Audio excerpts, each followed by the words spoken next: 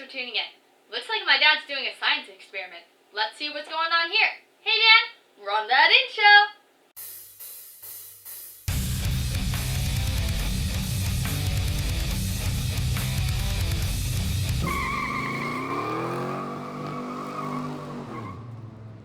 Hey, welcome to Dan's Garage. On this episode, I'm going to talk a little bit about VINs and getting titles for cars that you may not have the title to or can't get a title to. You've seen the cars online, they look like they're a great deal, but it says no title, bill of sale only. Now that may work for a lot of states, but it doesn't work for North Carolina, which is where DansgarageNC is. If you didn't catch that before now you know. So I'm going to go over the process of a couple of the cars that I have here and what we're dealing with on a title. So this is a 72 Malibu I've been working on. If you haven't seen the episodes on that, go ahead and check those out. And I'm at the point where I'm trying to get the title for it. So here in North Carolina, you have to have a officer of the DMV come and inspect the car. They're looking at the VIN and they're looking at doing a background search on if the car has any liens, if it's ever reported stolen, if anybody owes money on it. So they have to do that process in order to give you the green light to go ahead and get a title in your name. On these cars, the main VIN tag is right here. It's usually right under the windshield. Your windshield would be here and your dash pad comes right up to it. And this top part would be visible. That's the VIN number. You can see here that this one is extremely rusted. Now, we have worked to try and clean it up as much as possible, but it is really hard to read. So what I had to do was find one of, or multiples of, the hidden VIN. Now, there's hidden VINs on every car. Some of them are really hard to get to, some of them are pretty easy to get to, but you need to have one of those hidden VINs to kind of back up your tag when it's rusty like this. Now, we also need to have this tag be visible and readable when the car is put together. So obviously the hidden VINs are going to be hidden when a car is put together, so this tag needs to be readable. Now we also have this body by Fisher tag, but this is just the body tag. Sometimes you'll get your options on here and you'll get the numbers of the body, but this is not the VIN and your VIN is not on this tag. Now in order to find the hidden VINs on this car, I was able to take out the inner fender, which you could still do if you have an engine, might be a little harder. And I also took off the heater box cover, and I'm going to show you why.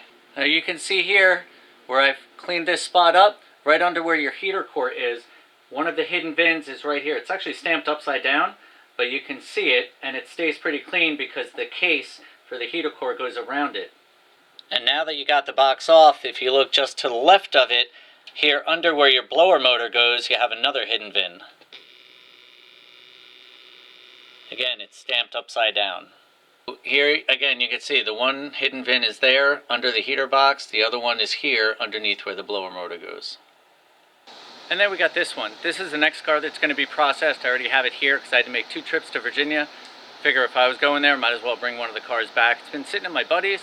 I just brought it back here today because I wanted to see if we can get the VIN off of this and hopefully get the titles to both of them rolling at the same time. But you'll be seeing more of this one after we get rid of the other one. But let's check out the status of this one's VIN.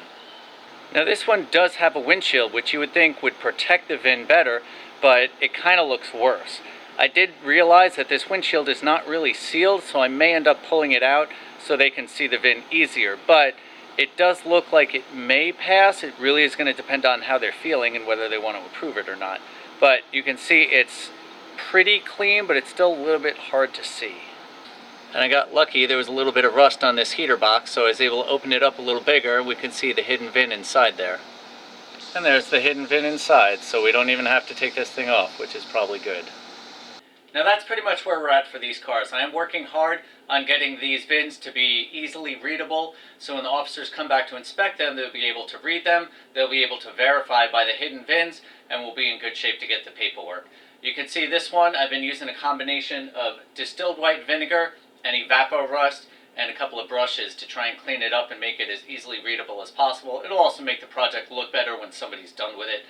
I do have to be very careful with these VIN plates. They are thin metal and they do rust through very easily. So we want to be very careful to preserve them because you can't take them off. It's illegal to change them. You can't even get a new one even if you have documentation. I did ask the officer on that. So once we get that set and we have them readable, we'll have the officers back here to re-inspect both of these vehicles. We should be able to get the paperwork from them that we can then go ahead and bring to DMV. With that paperwork, I'll have to pay to get the vehicles bonded, and I may have to wait for a period of time before I can get the titles, just in case anybody is owed money on them or there's a lien on it or anything like that.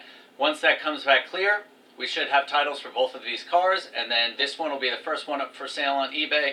The other one will be following, but we do still have a couple episodes on this one left. I do need to get another fender, put the hood on, we'll bolt on some other things, and we're also going to clean out that interior. And then we'll go ahead and get started on that SS car. That does have an engine and the original drivetrain. It's just been replaced sheet metal on the front, so that's going to be a fun one to go through also.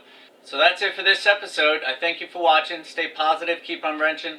Check out these other videos. Make sure you subscribe, like this video, and if you're not subscribed and you're watching this, let me know why you're not subscribed.